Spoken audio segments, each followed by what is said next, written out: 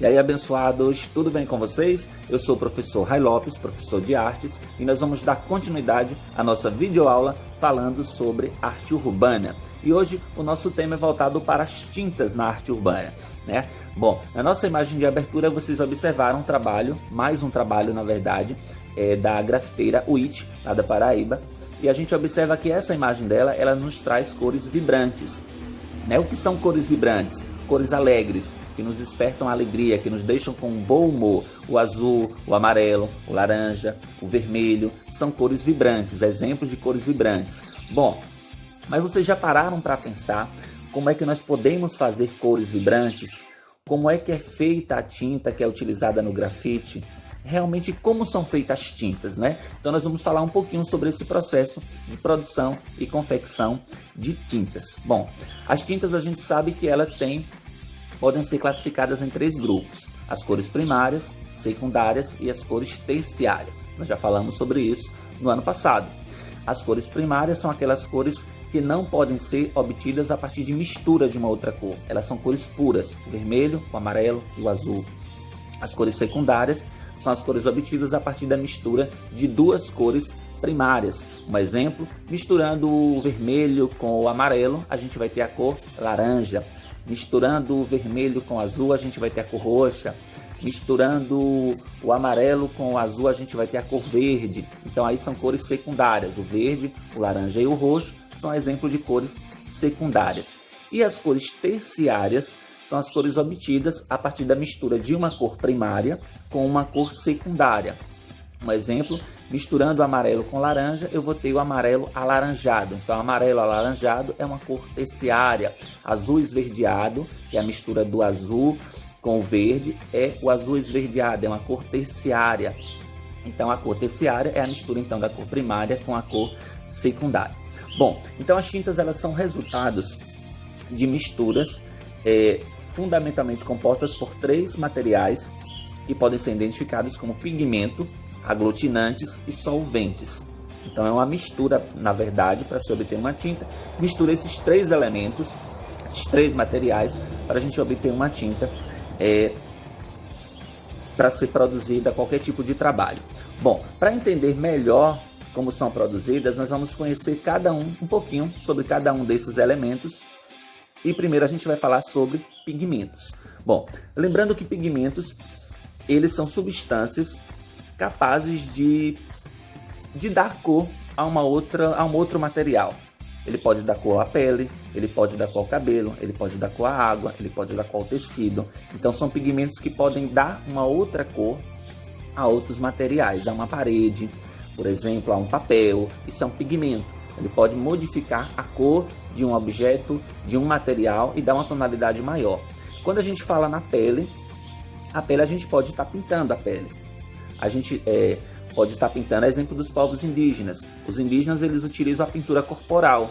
Quando eles utilizam a pintura corporal, eles estão utilizando o que ali para pintar a pele, para modificar a tonalidade de sua pele, para ficar com a pele toda. Eles às vezes pintam o corpo todo de preto, todo de vermelho. Geralmente as cores mais utilizadas pelos povos indígenas para suas pinturas corporais são as cores pretas e as cores vermelhas, que são cores obtidas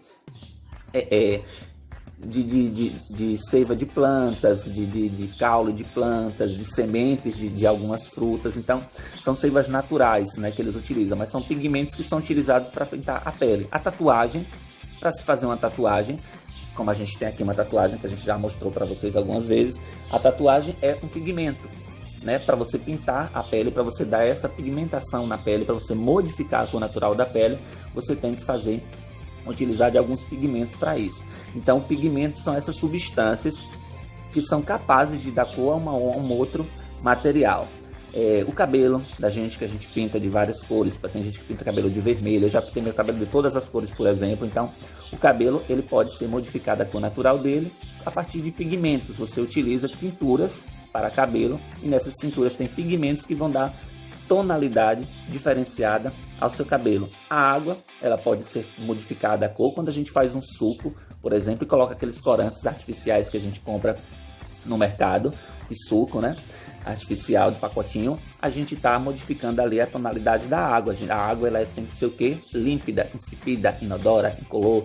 E a gente coloca um corante dentro, modifica o gosto, modifica a cor da água. Então a gente está colocando ali um pigmento que vai estar dando um colorido diferente à água. Os tecidos que são tingidos, que são pintados. Quantas vezes a gente pega uma roupa e faz uma customização em casa e acaba pintando a roupa de uma cor diferenciada, ou quando a roupa já está um pouco desbotada e a gente quer realçar a cor da roupa novamente, a gente vai lá e dá um pigmento, que é um pignol, uma tinta que coloca também para pintar tecidos, que é comprado também em mercados, em lojas.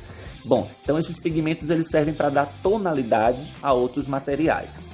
Bom, mas desde a pré-história que o ser humano ele já utiliza pigmentos. Então pigmento não é algo inventado, não é algo criado agora, há pouco tempo atrás. Pigmento é algo tão antigo quanto a história do ser humano. Né? Os homens pré-históricos, os homens das cavernas, eles já utilizavam alguns pigmentos que eles encontravam em sua volta para pintar as paredes das cavernas, que é a chamada pintura rupestre, que a gente também já comentou ano passado. Vocês devem estar lembrando das aulas de pintura rupestre. Então a pintura rupestre que é a pintura talhada na rocha, a pintura feita na rocha. Né?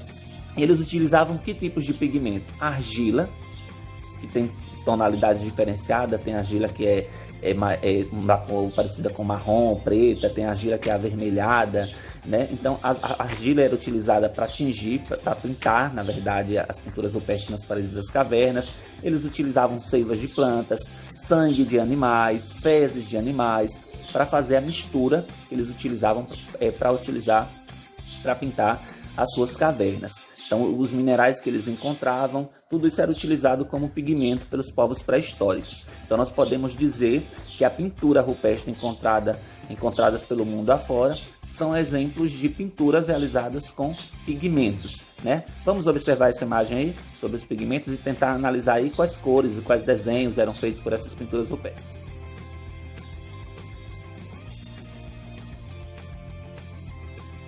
Pronto, observaram a imagem? Vocês perceberam então aí que os homens pré-históricos, os homens das cavernas, eles já utilizavam a pintura rupestre. Bom, o pigmento então, ele pode ser uma substância natural, extraída da natureza, diretamente da natureza, e pode ser uma substância produzida sinteticamente, ou seja, produzida em laboratório, no setor industrial. Bom, entre as várias substâncias ou pigmentos naturais, a gente pode citar a argila e a pedra, que já eram utilizadas pelos homens pré-históricos, né? A pedra triturada, dependendo da tonalidade da pedra. Existem vários minerais com tonalidades diferentes que podem ser utilizadas como pigmentos naturais. Nós temos as sementes de algumas plantas, a exemplo da semente do urucum, que a gente utiliza em casa, né? A semente do urucum produz um condimento chamado de coloral, corante, que a gente utiliza em casa para temperar a comida, para deixar a comida com a cor avermelhada, utilizada principalmente para temperar carnes.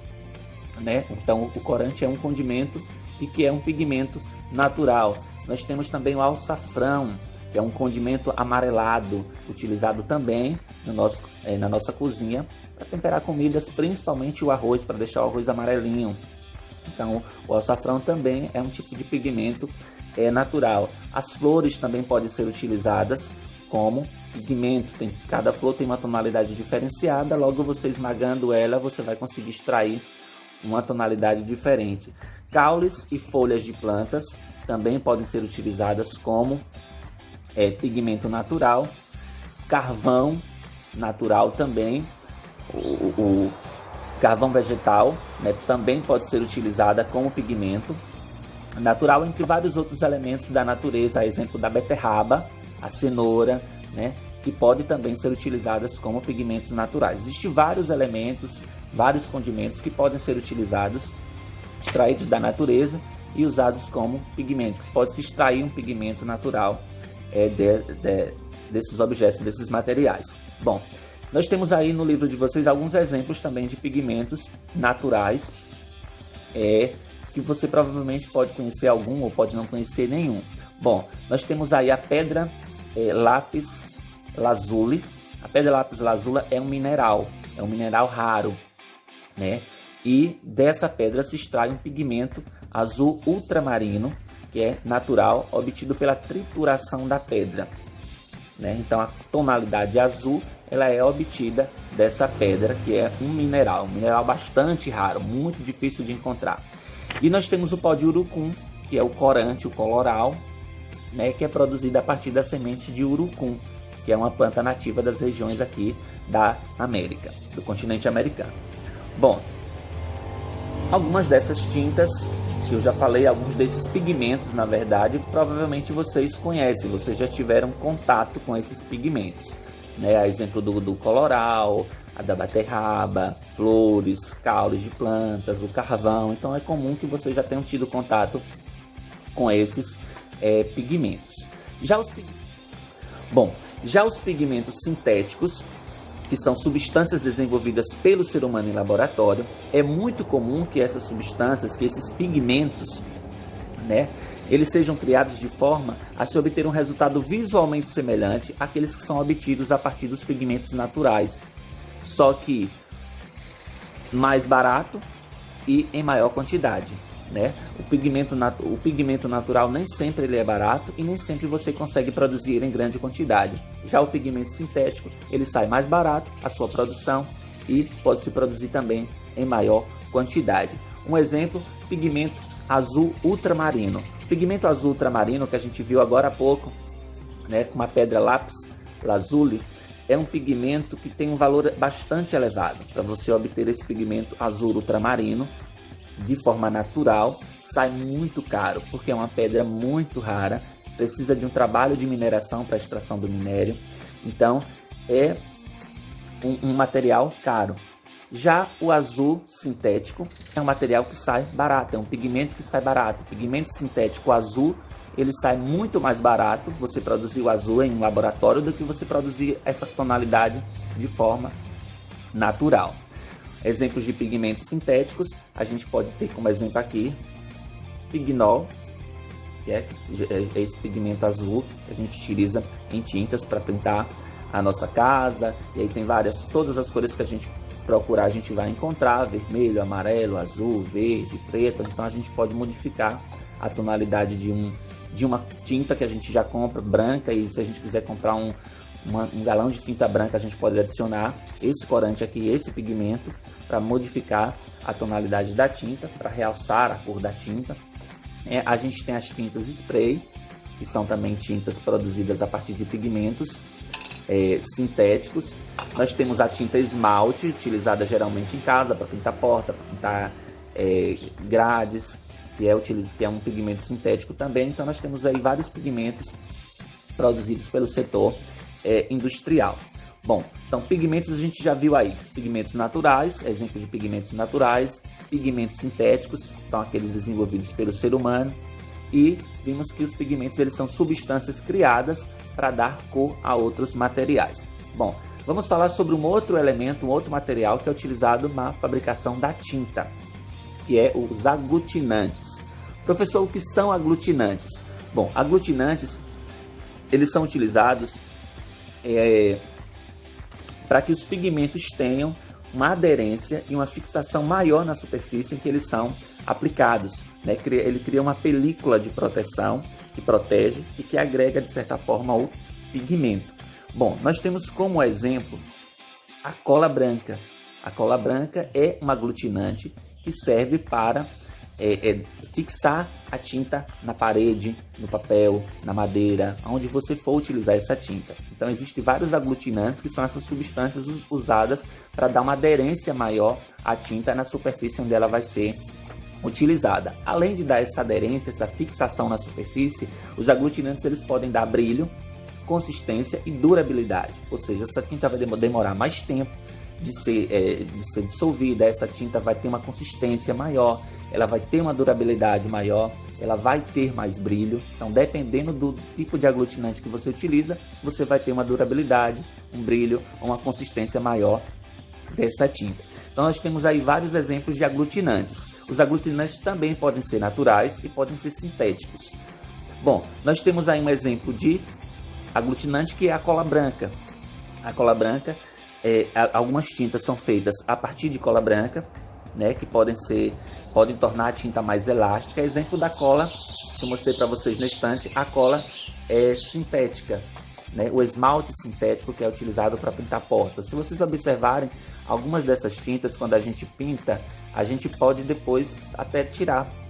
Se a gente pintar uma grade com alguma tinta, é fácil dela estar saindo. As paredes da escola, se vocês observarem, metade delas são pintadas com tinta sintética. E é comum a gente de vez em quando ver os alunos pegando uma resta da tinta e puxando para soltar da parede. Quando vocês fazem isso, eu tenho certeza que vocês já fizeram, ou na escola, ou na casa de vocês, já puxou a tinta da parede de algum lugar, vocês observem que ela tem uma elasticidade. Essa elasticidade é porque o aglutinante que foi utilizado nessa tinta foi a cola branca. Então ela vai dar uma elasticidade, ela vai dar um brilho. Se vocês observarem, a parede fica com um brilho, a porta, a grade vai ficar com um brilho bem chamativo, mas ela vai ter uma elasticidade também. Ela pode ser soltada da parede facilmente e você pode esticar ela, porque ela tem elasticidade, porque ela foi utilizada como aglutinante naquela tinta, a cola branca, né? Que é geralmente encontrada em tinta plástica e em tinta acrílica, que é justamente essa tinta que é utilizada para pintar a parede da escola, né? A barra da parede da escola. É uma tinta lavável, você pode lavar, então ela não vai ser diluída, ela vai ter uma consistência maior, mesmo você lavando, mesmo com contato com água, ela não vai soltar. Existem algumas tintas que não podem ser lavadas. Outras tintas, a exemplo da tinta acrílica e da tinta plástica, que elas podem sim ser lavadas sem problema nenhum no ambiente. Exemplo da pintura utilizada em um carro, em uma moto, são tintas laváveis, né? São tintas plásticas, tintas laváveis que podem ter contato com água, que ela vai ter uma durabilidade maior, mesmo tendo contato com água. Bom, um outro exemplo de aglutinante é a gema do ovo. Gema do ovo, professor? Exatamente. A gema do ovo é um aglutinante. A mistura da gema do ovo com o pigmento dá a origem à têmpora, que é uma tinta versátil, ou seja, que cria um efeito de brilho e luminosidade. Então a gema do ovo ela é muito utilizada em tintas, na mistura de tintas, como aglutinante de tintas, né? E é um aglutinante que pode ser apenas a gema do ovo. Você pode só utilizar a gema do ovo como aglutinante em uma mistura com água e gema. Você pode só utilizar a gema do ovo sem colocar água. Pode utilizar o ovo inteiro também com a clara e a gema. Ou seja, você pode conseguir, a partir dessa mistura também, modificar a tonalidade das cores, né? Deixar as cores mais opacas. Para isso o pigmento precisa ser menos diluído no aglutinante. Então nós temos aí a mistura da gema do ovo, que pode ser utilizada também como um aglutinante. Bom, nós temos a goma arábica. Bom, nós temos aí também a goma arábica, que é uma resina natural, que é extraída de algumas espécies de árvores africanas, do gênero das acácias. E uma das tintas produzidas com a goma arábica é a tinta guache, que é bastante utilizada em trabalhos escolares, né? É uma tinta opaca, à base de pó de gesso, e que posteriormente acaba recebendo também pigmentos de outras cores. Bom, além da goma arábica, nós temos também como aglutinante o óleo de linhaça, que é extraído das sementes da linhaça. Com este óleo é produzido a tinta óleo que é utilizada principalmente na pintura de telas e que também é utilizada em afresco, nas pinturas de teto. Em algumas igrejas tem alguns afrescos, algumas pinturas de paredes que são utilizadas também a tinta óleo. A vantagem de se trabalhar com tinta óleo em telas ou em afresco é que ela é uma tinta que tem uma secagem muito lenta. E por ter uma secagem muito lenta, dá a possibilidade do artista estar fazendo alguma correção, né, corrigindo algum erro que ele cometeu durante o seu trabalho, ou fazendo alguma alteração que ele ache pertinente, que ele ache relevante no seu trabalho. Então ele pode ter a possibilidade de fazer essas alterações, porque a tinta ela seca de forma muito lenta, ok? E para finalizar, a gente fala aí sobre os solventes, que são substâncias utilizadas para dissolver outras, né? Misturadas às tintas, elas ajudam a diluir a tinta, deixar as tintas menos densas. Como exemplo de solvente, a gente tem a água, o álcool e alguns preparados químicos. Muito cuidado quando for utilizar solventes químicos, porque eles podem ser bastante tóxicos, né? Mas o mais comum que a gente utiliza geralmente é a água, que pode ser utilizada na tinta guache. É comum que vocês já tenham pegado a água e utilizado para deixar a tinta guache mais molinha quando ela já está ficando dura no vaso. Você utiliza a água. É comum que a gente utilize na nossa casa na pintura da nossa casa, água, para misturar com a tinta acrílica que a gente vai utilizar para pintar a parede da nossa casa, ou até alguns esmaltes sintéticos que são utilizados à base de água, também pode utilizar a água como solvente. Então, é muito comum que a gente utilize a água como solventes. Quem vai utilizar na pintura de carro, na pintura de motos, de bicicletas, na pintura de grades, os profissionais que trabalham com pintura, eles já utilizam mais o solvente químico. Mas na nossa casa, no dia a dia, em trabalhos escolares, o mais comum é que a gente utilize então a água como solvente para esses materiais. A gente observa aqui tanto os pigmentos, quanto os aglutinantes, quanto os solventes, eles podem ser naturais e podem ser sintéticos. Nós vimos exemplos de pigmentos naturais e exemplos de pigmentos sintéticos. Nós temos aí entre os aglutinantes, os aglutinantes naturais como a gema do ovo, como a goma arábica, como o óleo de linhaça, mas temos também a cola, que é um aglutinante sintético, industrializado. Nós temos aí os solventes como a água, que é um aglutinante ou que é um solvente natural, e nós temos aí o álcool, e nós temos aí os preparados químicos que são já sintetizados, né, que são industrializados. Então nós temos aí esses três materiais que são utilizados para a produção de uma tinta, que podem ser naturais ou não, dependendo do material utilizado e dependendo da sua necessidade, da sua característica principal. Bom, é isso aí, gente, a gente vai ficar por aqui hoje. Próxima aula a gente vai trazer uma novidade, uma atividade bem interessante para vocês realizarem em casa, ok? Hoje respondo a atividade aí sugerida e até a nossa próxima aula. Um abraço no coração de vocês. Tchau!